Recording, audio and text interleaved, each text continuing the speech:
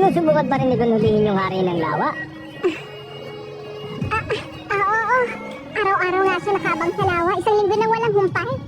Nangako ka kasi na pwede siya mag-hunter exam kapag nahuli niya yung hari ng lawa. Paano pag nagawa niya yun? Sira ka ba? Oh? Kung 5 mga lalaki nga hindi kayang hatakin ng halimaw na isa pampang. Ano bang pag-asa ng isang maliit at payat na bata?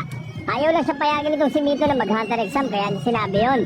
Nalimutan mo na bang ganyang edad din yung tatay ni Gun na nahuli niya yung hari ng lawa noon? Hindi mahuhuli ni Gun yun. Imposible!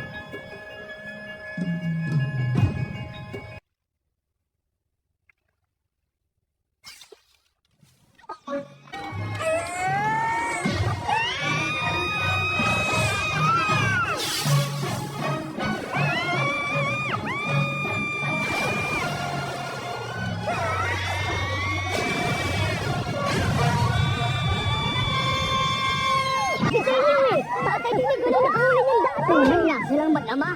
Nahuli na ni Gun. Hindi ako makapaniwalang nahuli niya talaga. Nakita mo ba ito, Mito?